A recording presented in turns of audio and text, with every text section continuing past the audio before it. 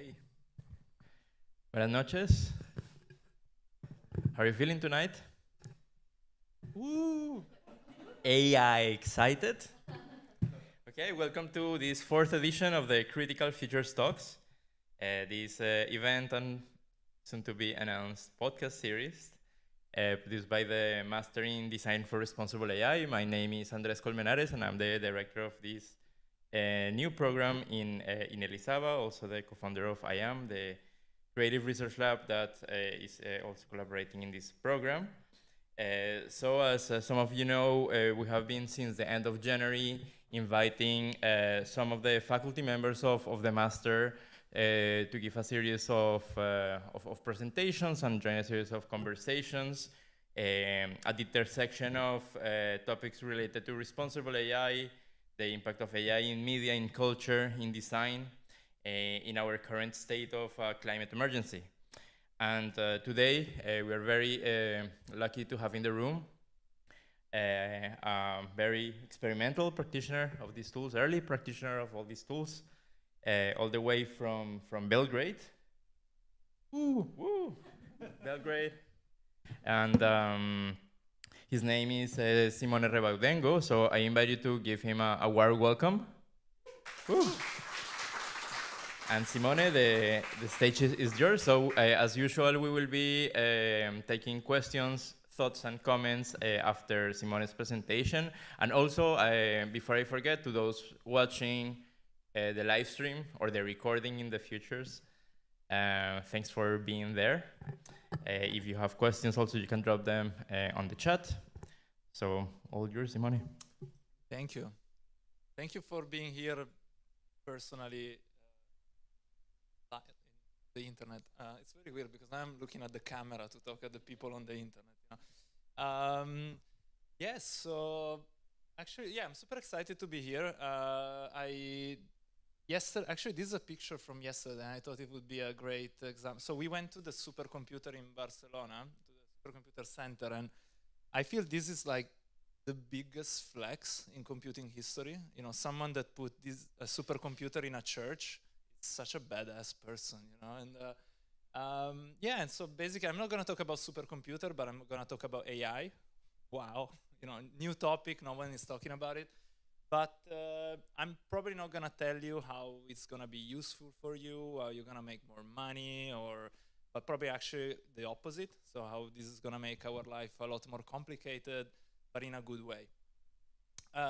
So yeah, my name is Simone Rebaudengo. The algorithms say that I'm a film director. So actually, I'm very, you know, I think I'm a designer, but actually what the algorithms say from Google is that I actually make movies. I did make one movie, short movie, but I think I'm gonna stick with this. I think film director is almost better than designer these days, even though now movies are also being generated, so who knows? Yeah, I'm just gonna play this short video that I think explains pretty much the whole situation we're in these days about the topic. Generative AI. AI as AI.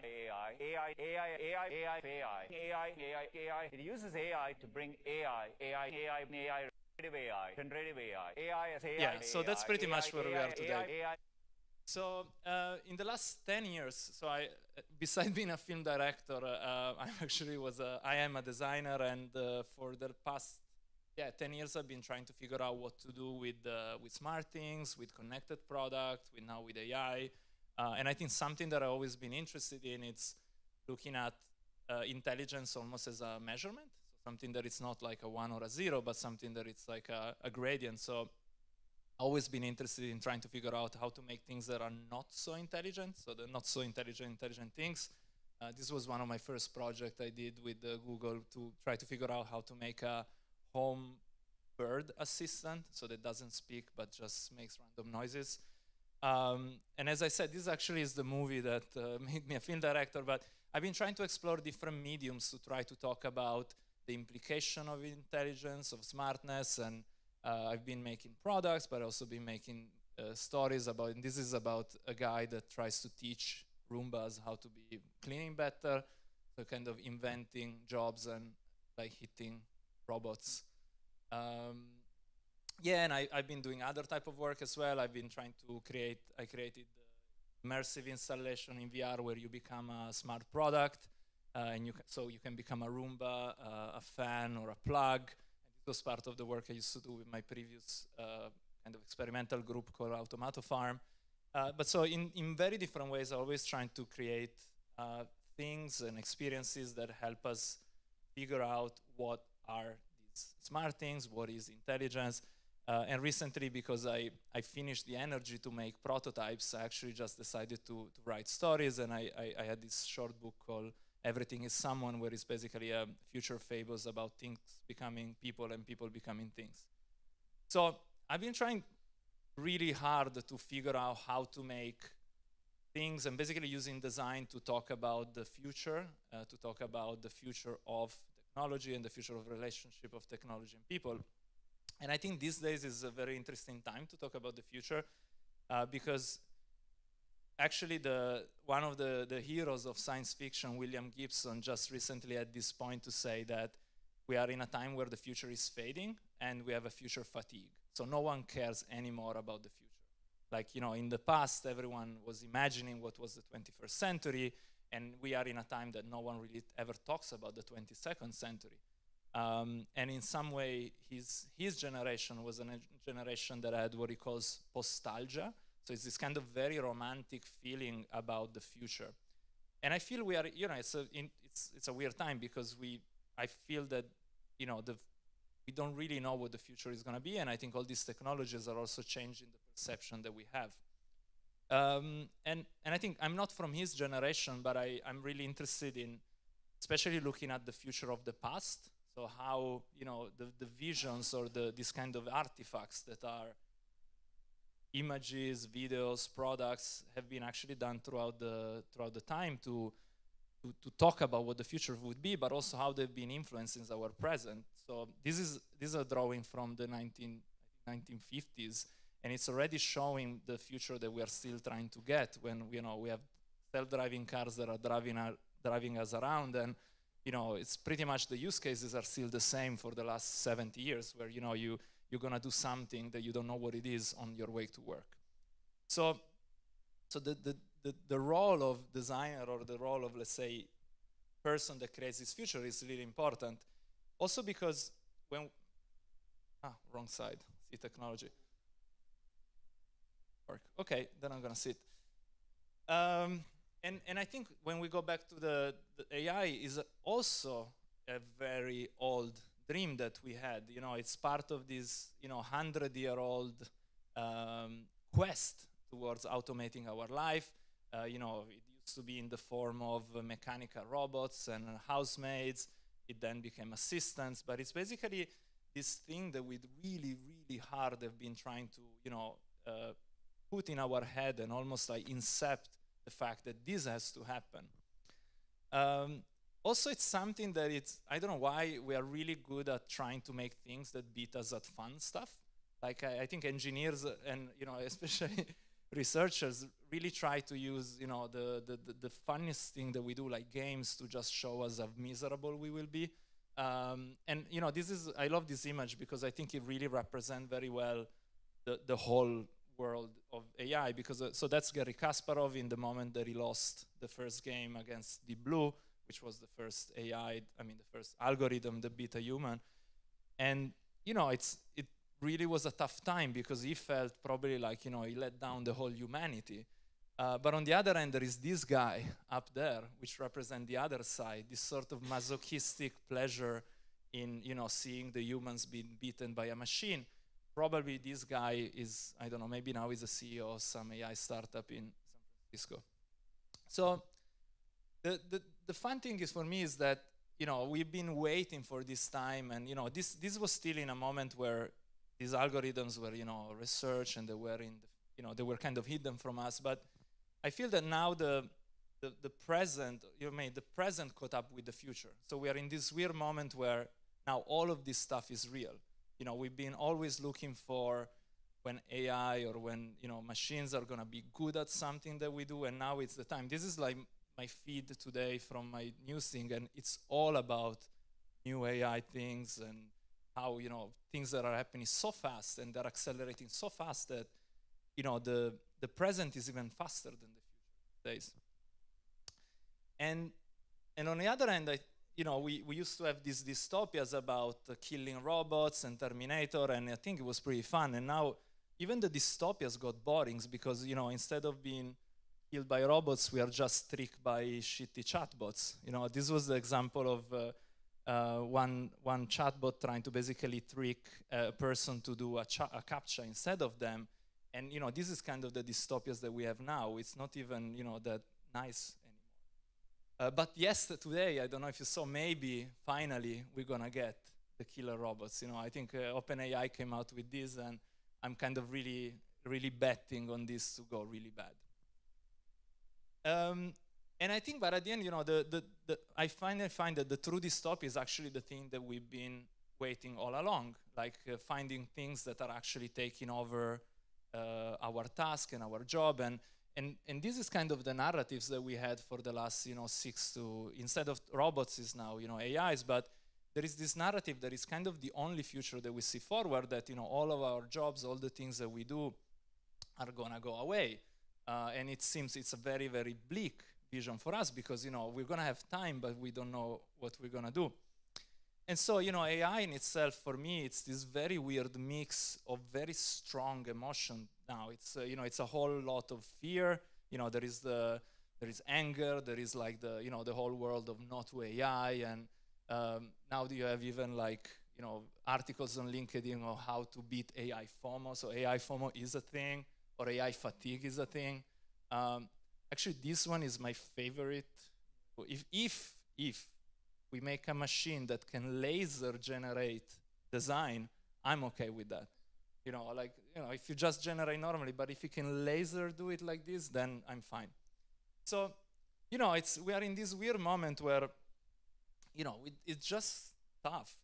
And then also, because I'm a designer and apparently, but also feel that we ourselves have this weird masochistic dream that we want to make these tools to make our life easier and to simplify design with AI, to make things automated, and almost to design ourselves out of the question and makes ourselves redundant. And also, recently, we also realized that AI used to be blue. I don't know if you ever Google for AI, used to be blue and with big mesh heads and cyber looking, but now AI is kind of purple and cute. Is these magic buttons that are gonna solve everything and is gonna, make everything easy to do.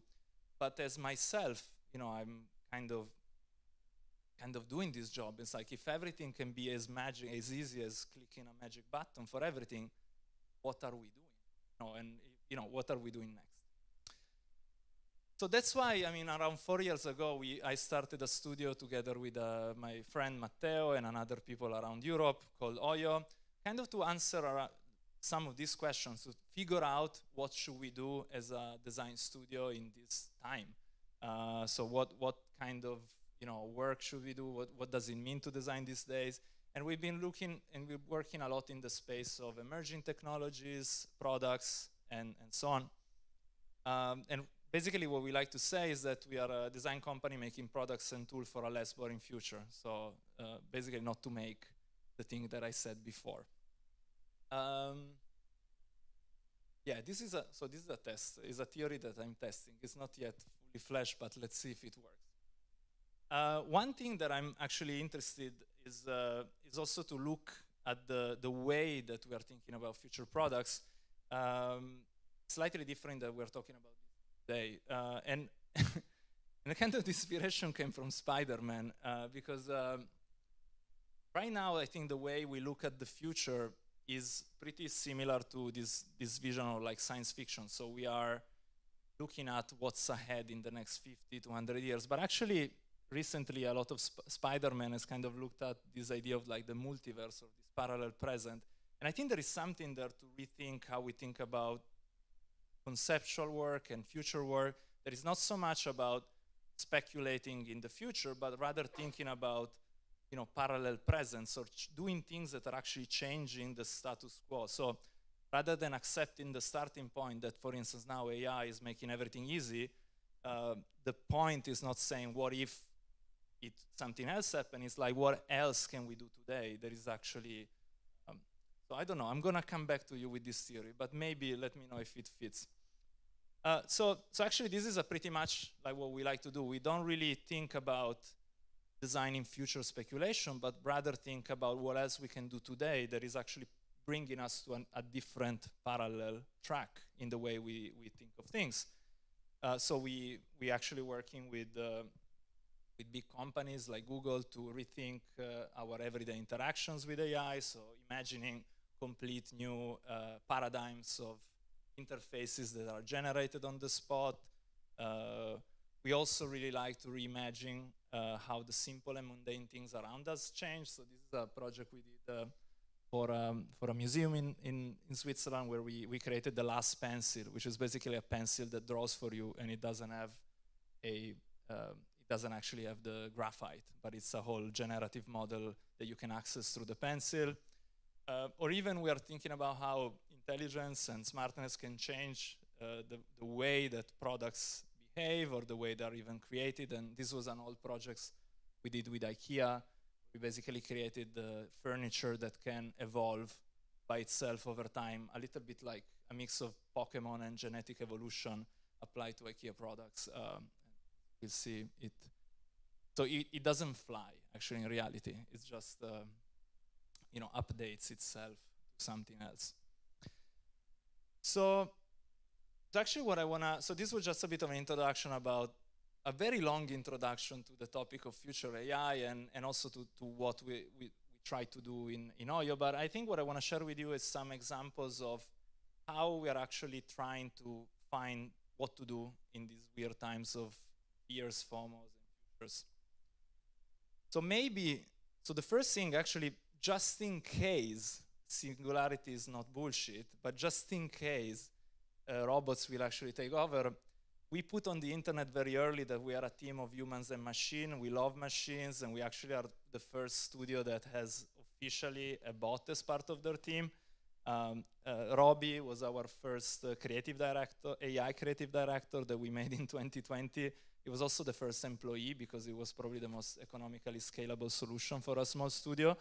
But actually, it's part of a way for us to talk about how we want to work in a different way in this time. Robbie is actually a multitude of small algorithms that we actually interact in our Discord channel. So if we join our Discord, you can actually talk with Robbie, and he does a bunch of things from just answering WhatsApp, telling us a bunch of wisdom. Sometimes we also use it as a way to, a little bit like a magic 8-ball, to give us a bit of a feeling about any topic. And recently we actually asked a pretty important question about a person, and it was pretty clear about what to do with that person, which was pretty scary.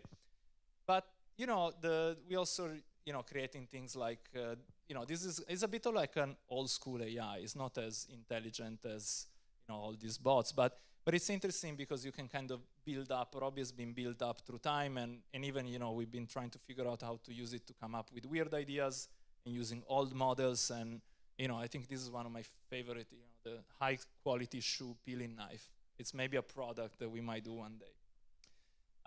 But yeah, as also to make it very real is, I think, the first bot on LinkedIn. So far no one has tried to hire him, but let's see. So one thing I want to talk about is like beside making bots, which is fun and everything, the other thing is like, rather than just being kind of passive about these tools, I think one thing we do a lot is trying to figure out how to use them to find new ideas, so find new ways to ideate. And recently as all of you, you've probably been using these tools to prompt and create images like Midjourneys or Stability. And one thing that we thought is that, first of all, none of us are English speakers or like native English speakers, so languages might not be our main design tool. But at the same time, what is interesting about prompts and chatting is that a lot of ideas actually come out of conversation. So a few months ago, we worked together with, IKEA and Space 10, they asked us to figure out a very easy question, which is, can AI help us make us more sustainable product? And we're like, sure. Of course, we didn't know what to do about it, so we started actually creating a conversation with ChatGPT, and what we try to create is a sort of a conversation in which we asked, these bots, like, can we make more sustainable things, and what these more sustainable things might be made of, and out of this weird conversation came out a project that we call Product of Place. And bear with me for a second I'm gonna have a little rant about products, but the main thing about this is that the way we think about products it's basically that everything is kind of everywhere all the same. So we have things that are the same around the world because there are logic that are coming from industrialization, simplicity on transport, and so on and so on. But on the other hand, when you think about nature, things come out and emerge from contextual variables. So things like availability of material or availability of particular things. And so, while a plate looks like a plate everywhere in the world because it's easy, if you really truly embrace if a plate would emerge from nature, it would be something else. But the idea here would be, okay, this is interesting, but how can we actually use AI and this sort of technology to figure out a process that almost imitates nature in creating these products that emerge from these things around the world?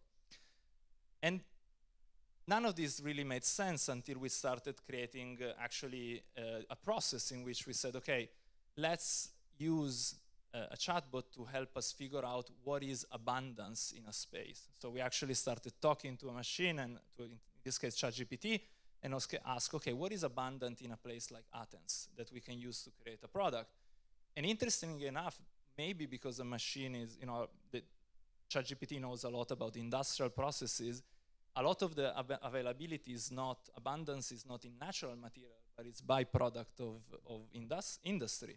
And so we started looking at this and, say, okay, cool, maybe then we should make a plate out of that material. And we took the plate because the plate is kind of a simple product that you can actually imagine very easily. And so from there, we created a brief. So we generated a brief for another, tool.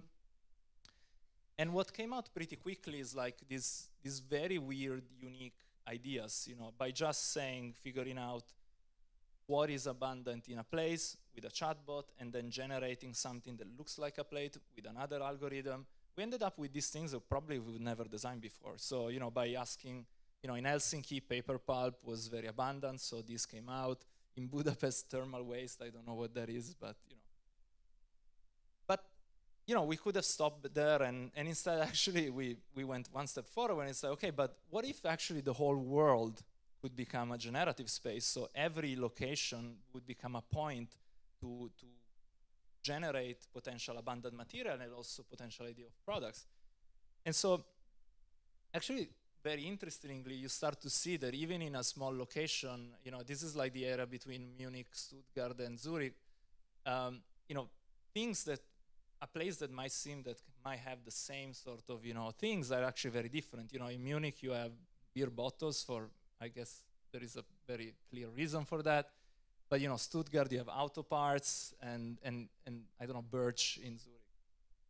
And so we created this thing to sort of like, travel through, almost like a map of traveling through inspiration. So where every place becomes a way to find, new potential ideas. We created this atlas, almost like a, like a compendium of all possible products. And I think what's interesting about it, because once you start generating all of this, you almost see emerging patterns. There are really unexpected materialities, like lobster shell in north of Canada, tennis balls in Brisbane. I think because there is some ATP event there. There is also some complete new aesthetics that come up, like the Hamburg shipping container brutalist plate or the Amsterdam bikelet's one. And then you just find really stunning stuff that it didn't make any sense, like this robotics part from Odense or the Vilnius textile scrap. Yeah, and this is kind of a bit just like a gift to see the variation that you can create with a simple conversation and figuring out a new process by using tools that already exist. Yeah, and actually the map is available. You can go on pop.oyo.studio. You can navigate through it. You can if you go to Chengdu in China, is one of the best unexpected material. And if you know anything about Chengdu, you will know. But yeah, and of course, all of these are just sketches, they're ideas. We also tried to make real prototypes of that, but it didn't really work out. And so we said, okay, if we really had to make these products, they could look more like this. This is like the e-waste coming from somewhere around Seoul, Korea. This is like fast fashion around Central Mexico. And this was one with packaging material. But anyway, the thing here is that between those are images. There are a lot of images, but in order to make a product, there is still a lot of steps. And this is the other project I want to talk to you about. I think some of the students here saw it, but for others, maybe not. And I think the other big thing that we try to do is okay, cool, we can generate images, we can create processes, we can ideate in a new way, but what if we actually make a real thing? And I love, this is my favorite meme, everybody's gangsta until concepts become thing, because yeah, it's very easy to make images now, but okay, do it for real. So we started this project, this process around, I think, 3 years ago. So we've been looking in the world of GANs, or a generative adversarial network, for a while, and we've been trying to see, how you can use these things these algorithms to kind of create things. And I think I always had this idea, because what would be the most collaborative way to design with an algorithm? Because of course you can generate, but how you can create a collaborative process, so something that really connects human and machine. And and we use these technologies that I think now are almost like the old school analog AI. Now you're used to generate something with Midjourney that looks perfect, but back in 2017, 18, you had these weird tools that were generating these very crazy things. So this is an image from Mario Klingemann that has been using, it was called Big Gun, and it's this huge model where he was looking inside and finding these crazy things, which I don't know whether it's a, what is it? It's a owl, parrot. What do you guys see in it? Owl? Parrot, because I say owl, parrot, but penguin, cat, kiwi, absolutely kiwi. So anyway, so we wanted to create a very different way to make products, and so it's okay, but what product? And because a couple of us are Italians in the studio, we found this old quote from Ernesto Nathan Rogers, that was the editor of Domus, and he talked about the fact that designers should kind of design everything from the spoon to the city. And when you look at these products, will kind of find what was the culture and the ethos that was part of the time. And so, because we are in a time of artificial intelligence and collaboration with machine, we thought that, okay, what would be a product in this way of the time? But instead of designing a city, we would start from the spoon. So this is kind of the reverse engineering you do when you have to figure out how to say, why did you make a spoon? You find an old quote and use it in a talk. But it's true. And so we created a whole new process that we call artisanal intelligence, which is basically, I think, the most complex way to make a thing, which was, a new idea of going from all the way to creating a data set, so hunting images and things around of spoons, then training an AI to generate images that then became 3D, and ultimately that you can make something you can eat a soup with. And so, the process is kind of looks something like this. We curated our own concept of a spoon. So we went from, stealing images from the internet to going to take pictures of real spoons around the shops. and figuring out even what is a spoon that what is an image that might help a machine to understand what is a spoon. So where do you stop in history? Are you going back all the way to prehistory? How do you curate this data set? And so in a way, this becomes a process for you to decide what is the concept that the machine would use to create a spoon. Then you kind of go from archives to infinite possibilities. So this is some early ways in which these early GANs were generating stuff. And what's interesting about it is that some are blobs, some are spoon-like, but also because of the errors and the glitches, there is a lot of interpretation going on. So you can start to see things in the model. I spent a lot of hours together with these things, so I feel very connected. But even by tweaking and playing with the data set and the images you give, you might end up with errors that are actually interesting. So by not rotating images, you end up with these weird cross-looking things. Then you get lost in this infinite space of possibility. It's almost like generative tourism. I've been going around this thing for hours and hours to find interesting stuff. And then you end up with all this stuff, which is images of spoon-like things, and some are more interesting, some are less. But again, and then at this point, rather than just saying I like this or I like that, we use another algorithm to define what was spoon enough. So we use the image recognition to say, okay, everything that is, because these algorithms gives you back a percentage of how much something is a spoon, and we figure out that everything between 60 and 90 is interesting. So 90 plus is boring. It looks too much like a spoon. Under 60 is like a blob. So my very scientific measurement is maybe 75 is the way to go, 75%. And then, and then we created a whole process, which was a mess to go from images to 3D meshes. We ended up with, kind of looking at this type of things after. So these are renders of actual things that could be spoons. And here was an interesting time because, this is I think what AI, the aesthetic of something made by AI, because it's very glitchy. You can see the pixelation. But we've decided instead to go for something more elegant where the glitch was actually very, very small, but also not to be too, it's something that we might not know what it is for. So actually this simple glitch of the shape, I would never design it. And I don't know what it is for, but at the same time, it's very inspiring.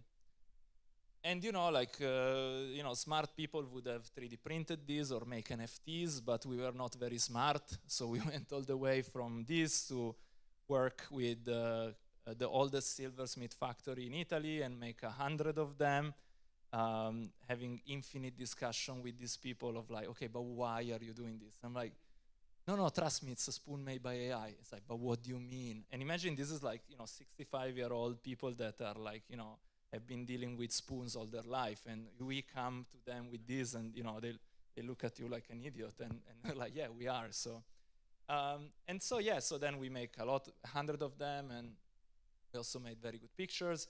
We almost sold them all out, but a few are still there. If you're interested, they're a bit expensive, but it's a one of a kind. So, this is a bit of the summary of the process, just to show you what all of this was about. So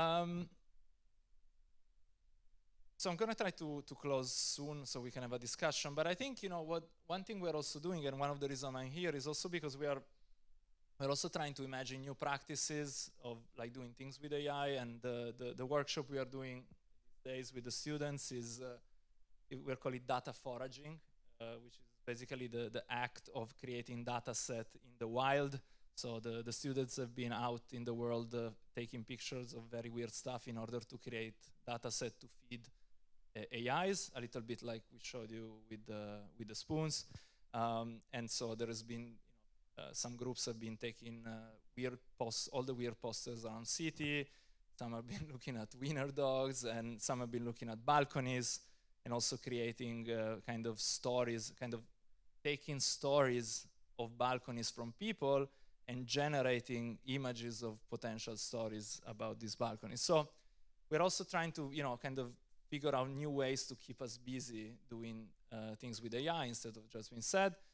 And if you follow us on Instagram, I think in the next few weeks we're gonna come out with an actual product that uses generative AI, and so stay tuned. But to conclude, actually this is a screencast of something that we tried to do.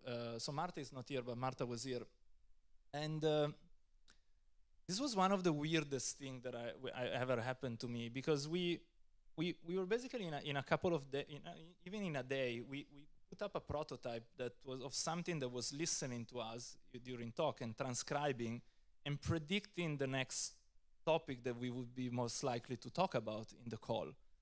And the crazy thing is that it was working. And if you see our faces here, it's really insane what you can do these days with this technology. And for me, it's so sad that we are really stuck in these stupid, simple automation ideas.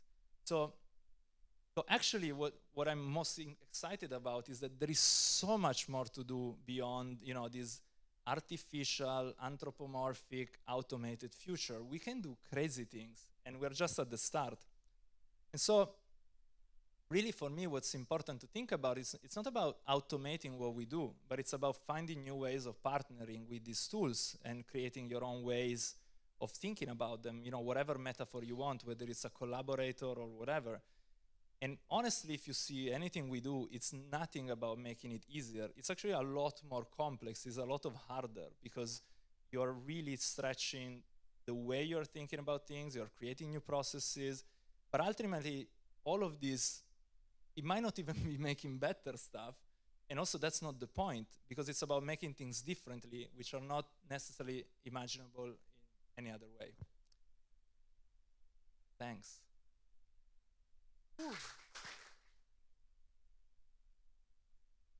It's really hard to talk sitting. I don't know if you've ever done it. It's like dancing at a table. My body wants to move, but yes.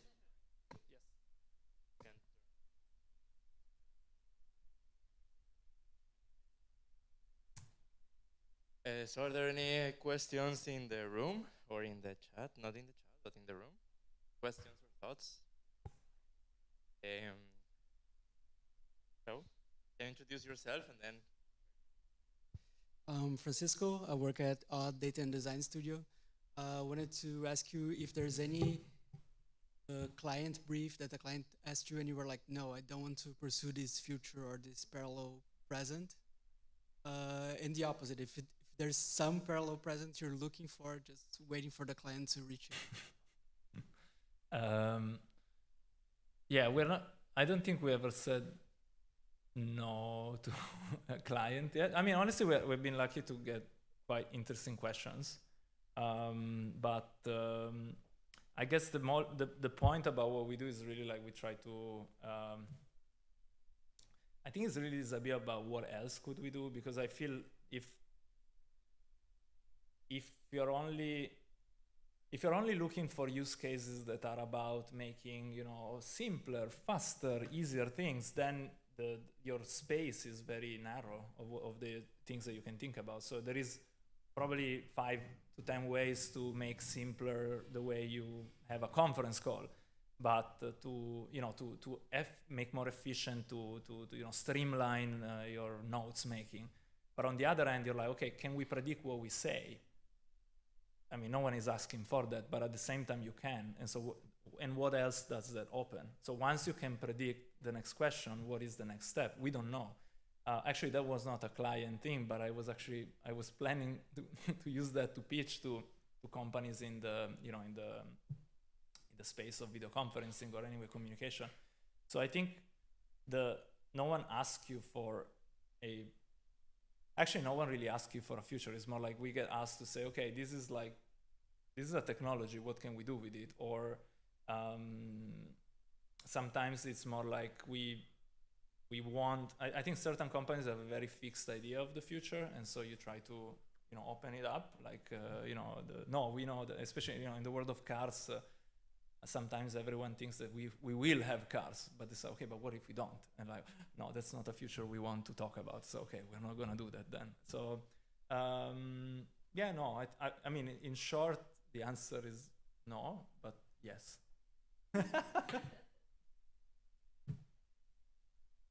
Any more questions? You can take your time to think of it. Can I request you to go back to the slide of the parallel present? I can use that this. was Oh, a I bit never of used a- this. There is this thing on the. Wow. Diners. No, the next one. Ah, the next one. This one. Can you expand on your kind of working process, slow cooking theory? Okay, can I have that though? So I need to point. So this is completely unbaked, but so everyone, I don't know how many of you know the future cone. Do you know the future cone? Yes, everyone. So yeah, so that's a very shitty future cone. I just put it there because, but so my thinking is that one of the issue is that we always have a single starting point of the future cone because it's a cone. A cone is a point. So yes, you know, we can open up possibilities and we can say, oh, there is preferable probably, you know, all the time. I'm not gonna teach you about that. But basically, you know, that's the vision. And I think that's also how, you know, from a cultural perspective, we've been thinking about, future is linear. That's a problem. We open up the future. The thing I was thinking, and that's kind of where Spider-Man came in, is that maybe the problem, though, is that with all of this vision, they all have a single starting point. And so we are not really considering the changing of the status quo as a variable. Because if you're just extrapolating from now, it's very easy to see that certain things are going to be the way they are. So we cannot really challenge, I don't know, the fact that we are in a capitalistic society, that anyway we need to make profit. So even the most edgy use cases are still coming from a place where, you know, like also whatever is your starting point. You know, I'm an Italian dude, so, you know, my reality is here. But, you know, there is so many, on one hand, there is so many other realities that are different. And also that was one of the big critiques there were about future thinking, that it's very, you know, single point minded. But on the other hand, is in this, beside from a, say, social perspective, you can also think on like a very speculative. So basically, it's like creating speculation at the present level. And once you open up that, and you start to see, okay, if the goal, let's say, if the goal of all AI product is to make our life easier, this is the reality we are in. But let's say if the goal is to, I don't know, something else, so it's not about making it easier, but it's about, I don't know, surprising me, you know, then we are starting to move to this direction where then your starting point is different, so you can go somewhere really completely else. I think it makes sense. Does it make sense? Like maybe at the second beer, you know, but you know, and you know, because on the other hand, so this is the past, and nowadays, especially in the very hip to have parallel histories in cinema, and for me, in some way, this is an answer to the cultural movement we are gonna have, to the fact that the normal, you know, cinema is pushing us to think in parallel universes. So this is the effect of science fiction. So science fiction was a world in which you had a person projecting, you know, 100 years in the future. So you were looking at the future in this way.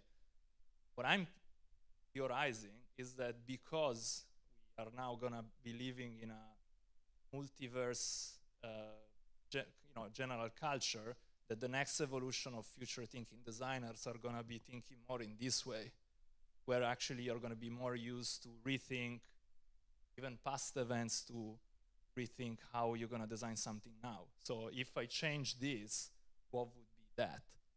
And if I change this present, in some ways, if I change one variable, what would be that? And actually it's almost like, you know, you're saying, taking some of this and bringing it back here and say, okay, what if we really think of a society in which, I don't know, appliances are not owned by people.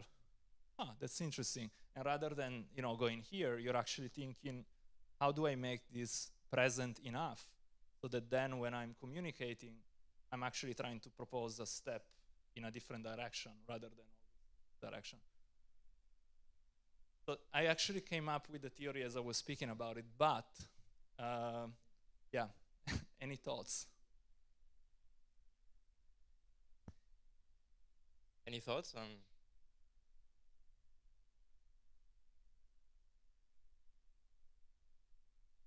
I'm not going to challenge you. I like it. I think it's really interesting. And my translation of it is, you think about when you're doing future thinking, you're always thinking about this thing you have to get to. There's a transformation or a transition or a set of steps that you have to change for that future to come true in the beginning. But if we don't have to wait and make it a journey forward. If we just change one variable now, we can start a completely different journey, right? And it has a whole other set of possibilities because we changed this one. So like right now, I'm lazy. I'm not doing much. I could plan to not be lazy by training myself and looking at this 3-year horizon of like, how do I get not lazy in 3 years? Or I just turn a switch off now and say, okay, I'm not lazy anymore. Now a completely different reality is in front of me. Instead of spending 3 years of transformation, I can have a whole other set of possibilities associated with this one variable being changed now. So if we get organizations to change one variable now, that they don't think about changing because it's too hard, it's too big, it's too expensive. But if you do that, invest in it, a whole other set of futures possible. Am I getting it right? Okay, great. I love it. I think it's awesome. Yes. Sorry. No, I think you presented it better than I do. But in some way, for me, it's that it's like we challenge the future because as like the whole idea of it's like, okay, let's create a speculative situation to then propose options, but often that becomes really hard to understand because it's like it's too far.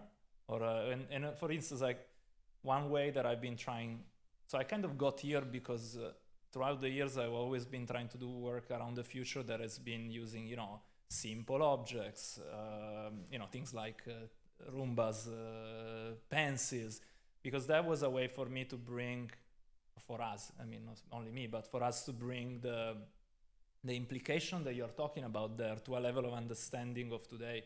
Because we can talk about the impact of AI on the future of, I don't know, especially about battlefield robots, or even for self-driving cars are too far for us to truly understand the implication, because you need to make a huge leap in imagination. But if you talk about switches or things that are really close to you, or then you try to bring.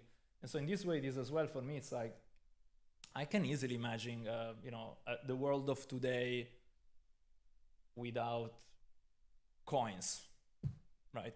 I'm like, yeah, we can. Okay, we take away that variable. What does happen? Or I can, think about a goal for an organization that is not maximizing efficiency, but it's maximizing surprise. And so once I do that, I like you say, you open up this whole other infinite variation of whatever direction you want to have of ideas. I will contribute to the exchange. I have been dreaming of a multidimensional like scenario matrix in this space of futures thinking. So I see that like a vertical axis, if you like slightly turn it, could be a sort of scenario matrix, and then the open side of that kind of futures cone, I see it like as a convex mirror. And in my practice, in our practice in IAM, we think, or we define futures more as stories than events that will happen. So narratives, right? And can you keep the? Yeah, sorry, I just. Okay. No, but so then, if you are in that point that you were using there as the now, the high resolution present, and then you use those futures, so those, for example, science fiction stories or the narratives of OpenAI saying what is the future of AI, the trillions that they need to make it happen, and then just in a rather critical, responsible practice of futures in relation to the technologies and the narratives around technologies, then let's say like you start to instead of I don't know doing foresight or planning ahead, if in a context of any kind of organization, a neighborhood or a company, but then you use that kind of mirror, look into the possible, the probable, all that spectrum, to then come. So you go to the what if, to then come back to the now and see the what else. And you have, like, in that vertical space, you have these multidimensional scenarios where, yeah, like many of the ideas that we currently have about futures become actually of the present. And I think the power of this kind of like reframing of even the diagrams themselves, of thinking of beyond the 2 dimensions, is ultimately creating spaces of agency for people, rather than deterministic futures in any context, right? So you are in the now, in the now that you were describing, right, of the current state of Gen AI tools and the role of designers in the context that we are now of a design school, right? And then let's say that the length of that arrow of time there is 3 years, right? Relatively near future. What are the implications for a graphic design student in terms of Gen AI, which is a very common question. Then you start reading the available literature, you look for specialists, what the teachers are saying, so all of, like, starting to build that image of the mirror, and then, okay, should I, like, stop studying graphic design and go into computer science? So you start having this what else, so I think that even in that diagram there, there is, I find just powerful this what if and what else, and one of the reasons I really like Simone's practice is because I find in him more than a designer. Well, more not inside a designer. I find a philosopher. I'll tell my mother. But it's smart to make a career as a designer, because you can. I don't know if Google will be paying or IKEA will be paying you the same if you come up, yeah, I'm the philosopher, and what if, what else? But then, well, that's just a compliment. Thank you. But yeah, any other thoughts in the room? Sorry, and also just that's a wormhole. So you're actually transporting design. What else? Anyway, sorry. That's it. I'm just wondering if, because you practice what you're trying to draw here, thinking of the spoon project or the plate project, if you, here's cone, it's like a hypothetical, no particular variable has been put in yet. So any now could in the next millisecond be any other now. But if you look at the history of the surprise, accidents, etc., that happened in the projects as you told us, then you could sort of say, here are a few examples of what I mean about how that moment can shift because of the philosophy you had on the last slide about doing I forgot, new adjectives. Okay, so that's how how we should better talk about this, in a way. Yeah. Yeah, because I think to connect this to, yeah, so most your average person on Rambles will not understand yeah. the existing diagram. Yeah, let alone this one. No, but if you say, here's a story of because the projects you do and the situation and you put yourself in and interactions, it's incredibly compelling. It's incredibly easy to follow. So it's infectious. Oh, I want to try that. And so if you just say, as some posthumous thing, Yeah. it looked like this, how real or not that might be, to say how easy it is to shift your current present by working in this. Yeah, I think so very transparently, this I I kind of collaged a few things in this presentation because this is something that I've been brewing.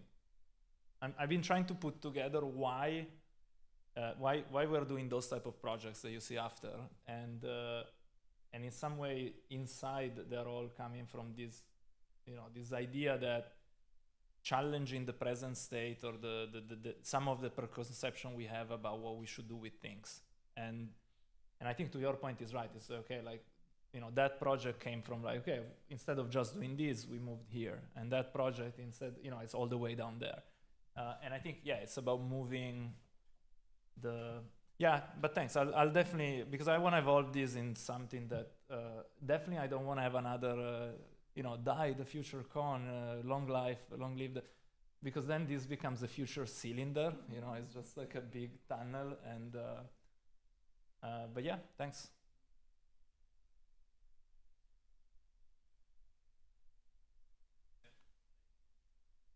There's conversations about the speculative conversations about what would be like a future stack of. That's kind of the. It's a future burrito more than that.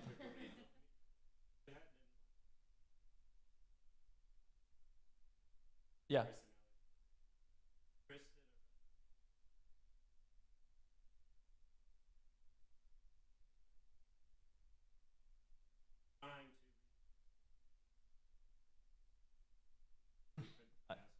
Yeah.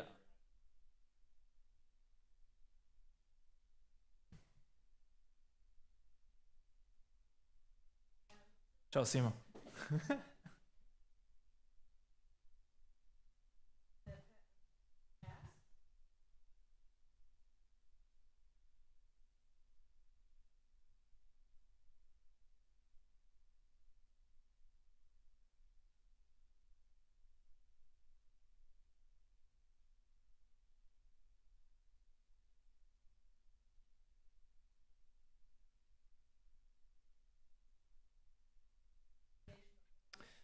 Yeah, I think definitely you can move that back and say, so there is another nice graph made by this guy named James Auger. He was a researcher in RCA, and actually one of his whole point was about starting from the past and looking at lost futures. So there is one line that goes from there to somewhere there.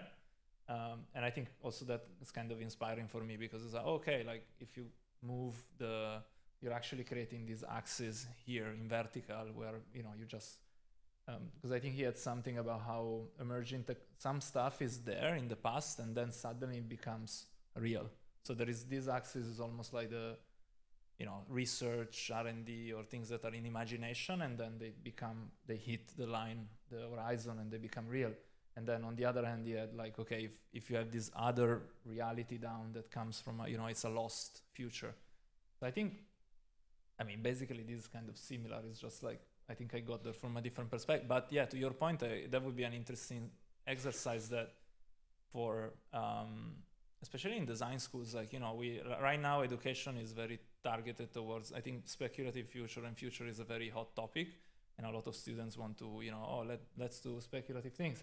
And I think it's very interesting, but I also feel we can create new type of exercises to really like exercise our brain to think differently. Because at the end of the day, all of this is a way for us to stretch our imagination and ultimately come to ideas that we couldn't have in different ways. And so hopefully come up with solutions and propositions that are interesting.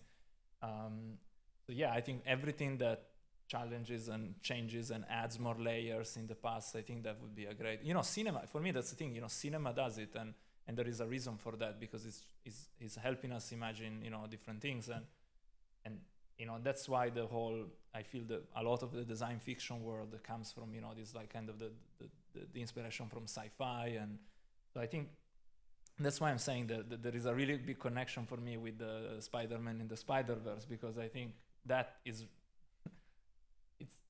it's those things are shaping the way we think at the end. So if more and more things are going to be about alternative paths, which we have, I think this is going to come up in the next 3-4 years as inspiration for, you know, designers around you to do projects in a different way. So Questions in the room over there? I'm really surprised. I thought this year, I'm very happy that this became a center of a conversation, because then it means that something is there. Which questions are titled? Yeah. Which questions are My. These questions are titled AI and AI. Yeah, This is the that's. center of the presentation. Yeah, I like it. I'm happy. I'm gonna make. I think that's gonna be my next presentation. No. Then I'm feeling very bad at switching topic. Perfect. Yeah, thanks. Yes. Good. No, I really liked the spoon. Let's say also the data set that you were feeding the AI with all this kind of history of how spoon evolved, and when I think about it, it feels a little bit like a almost Darwinist, evolution on first. Very rough artifacts to then very functional and refined ones, and then this is of course a very product-centered research, and I was wondering if at any point you would then just step a little bit out somehow and then think, okay, but then is really a spoon the best way to eat, for example, a broth, or are we just, do we have to eat broth somehow as well? I know it might sound very abstract, because using a spoon, it's a very concrete thing, and I cannot think about alternatives right now. But in general, I think that's also a big question. I was wondering if you then would step out as well. Not on that project. I think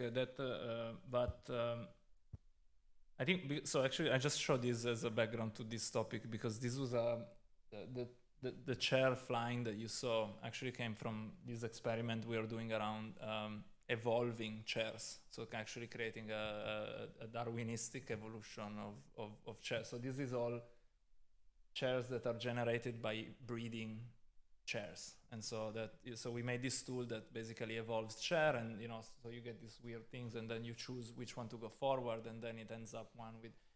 So I think that's the other thing, that we are focusing a lot on generative AI, but I think if you step back as well and think of these tools as processes, one is generating, the other one is evolving, and and when you think of evolving, you can think of how can I make. If I would evolve from the need of eating soup, for instance, like you said, would the spoon be the best thing? So I think this is a kind of a dream project that I want to do, but what if I truly evolve a shape of something, an object, through almost like an evolutionary simulation of why a toaster is done in that way? I mean, there are all the topics about industrialization, but if I just have the need of putting so basically heating two sides of bread, can something just evolve to be something else? I don't know if you ever saw there is this experiment from Carl Sims. It was an old computer science that made this evolutionary creature, that it was the first idea of making stuff that learned to walk or to swim, and they were like 3D blocks, and he had this simulated environment that would evolve, and that you can start to see how something evolves to run in a way or move in a way that is really not this way that we think, because it just took a different evolutionary path. So I'm very interested to use these technologies to do that as well. Can we challenge the basic thing around even the plates in some way around that? We have a preconception of what materiality is, but if you change that variable and you say, well, what if actually I'm simulating a process like abundance and usage of abundance, which comes from nature, like evolution, then if you apply the thinking then to designing products, you end up with a map of, the other thing is why are we doing this? I don't know. It's very interesting, but I don't know. It's just, I thought, I didn't think about it for that project, but I think we have a lot of these thoughts about how we can rethink completely from the scratch stuff, yeah.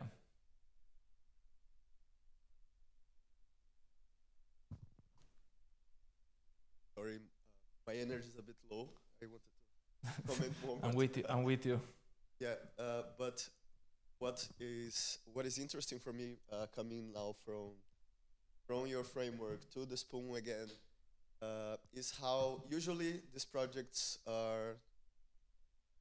they come from someone that want to look for like the future of X or reimagining the concept of X as we were talking, and for me it's interesting to see how when we are reimagining this object like a spoon in this process, you need to start to deep dive inside of this universe until you become like obsessed of like spoons and all the possibilities around that. And if this is like a paid project for like IKEA or another company or like an experiment that you are doing, we also can go in the direction of the hammer and the nails, that we start to see spoons everywhere, or we start to see that this is the only possibility, as you were asking, like maybe there are other solutions other than spoons to what we are thinking, right? And which reminded me that some weeks ago we had like this CEO of a startup in Brazil that is like a global company, that he said, in 10 years, no one's gonna cook, because it's what he sells. So he's thinking that everyone's gonna order food in the future, which makes invisible the work of a lot of people and make a lot of like rituals and processes disappear as well in his imagination of a future. So for me, when we start to bringing back like your framework is interesting with this parallel present. Actually, we are imagining whole new timelines, because you need to go to the history of the spoon and to understand the impact of that in the future, to understand that maybe that specific one should not exist, or should not be brought as a manifested reality, should be kept in the parallel universe, right? Yeah. And connect, and the last connection with it is like also with actually coming back to Budapest.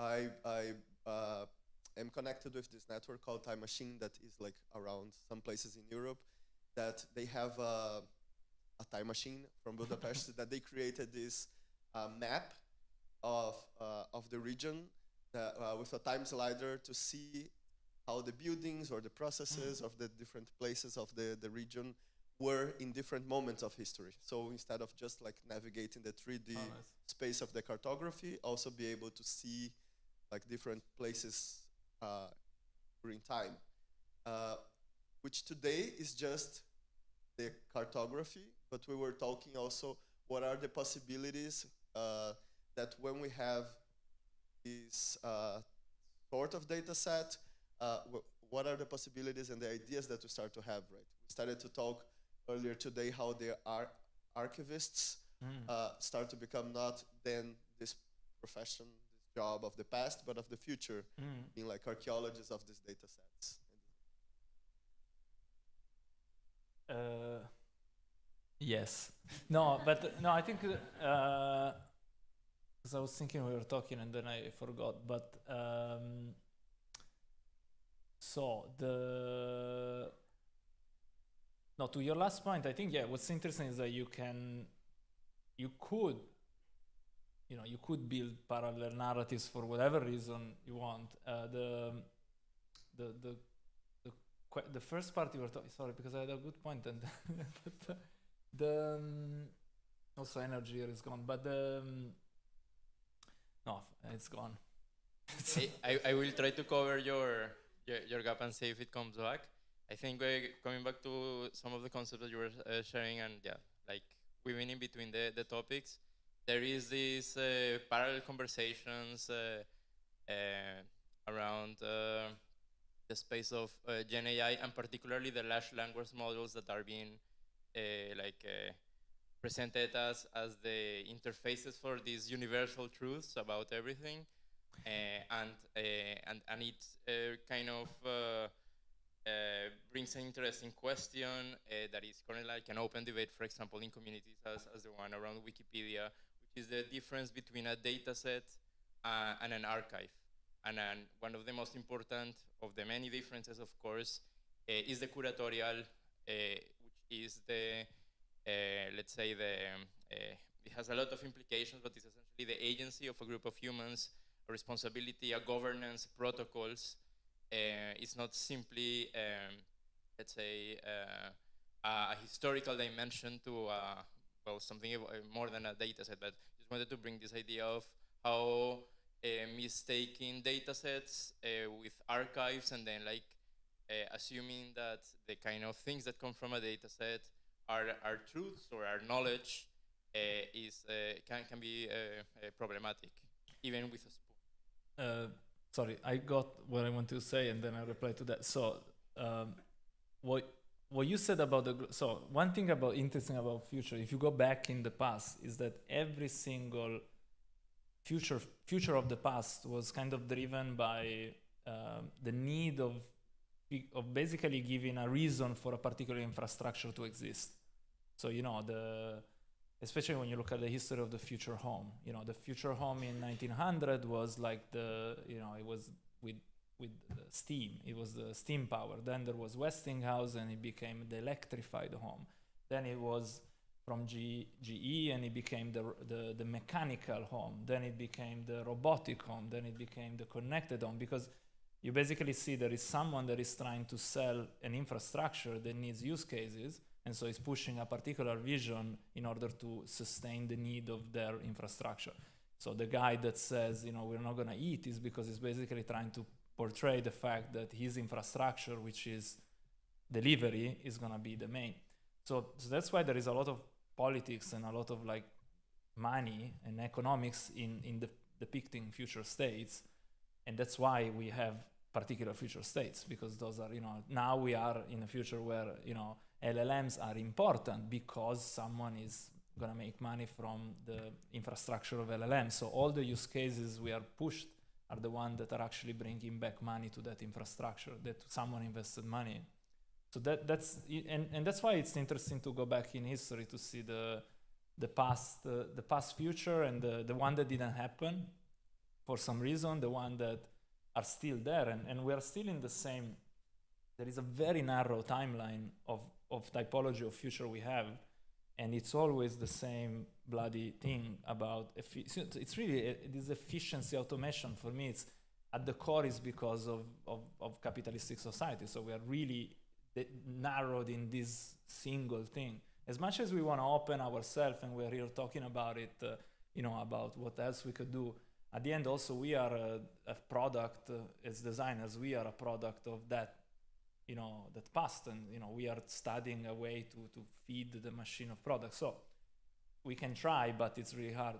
And going towards archive and data sets, which now I forgot the question, but I think actually we are working now we're doing a project, a residency in the MUDAC in Lausanne, which is a design museum, to look at actually how to make sense of archives in these times. So how do we create new ways to acquire knowledge, create knowledge, archive things that you cannot archive before? Because, for instance, when you think of one big thing about, so actually humans are very, I don't know, we're really into keeping things. I think that's a very good stuff that we do. And like yesterday we were talking in the supercomputer that we started making census about who is in cities in Babylon. And I'm like, how who the hell decided back then? Yeah, we need to know where everyone is, and we're gonna keep track of that. So I think it's a natural state of us to capture data and archiving data. The thing that is still, what else do we do with it? We can keep things, and people have their whole lives archiving, history, but then the point is what do we do with that? And so when archives become data sets, that's actually when you can start to do things with them. So you can archive, when you look at when you have all the data about the history of a place, or you have all the data about, how we made laws, or spoons, then you can use that to create new things, which is what we can do now with these technologies. And so I think now it's very important time to see, both with companies, but also with organizations, like to make an interesting use of this stuff, like all this data that we have. Because, again, also for the same reason, smart cities and all of that have been used to, let's create more data to optimize cities. And I'm like, yeah, but is that the only thing we can do, is optimizing always? Can we use all this tracking data to do something else? And that's always the same question. It's like, we just need to ask this question, what else can we do? Okay, great, we can do that, but what else? So it's really about being annoyed about all this stuff that triggers you to then come up with, I don't know, that's why I'm constantly annoyed about everything. And that's why I'm doing these things, so, yeah. Okay, I think we will wrap up for tonight. Grazie. Thank you so much for being here. Thanks everyone for joining.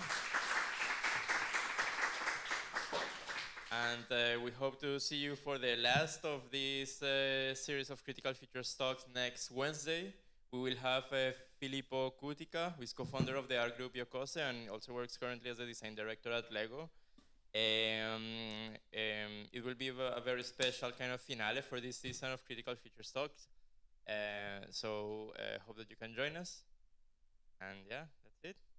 Have a good night.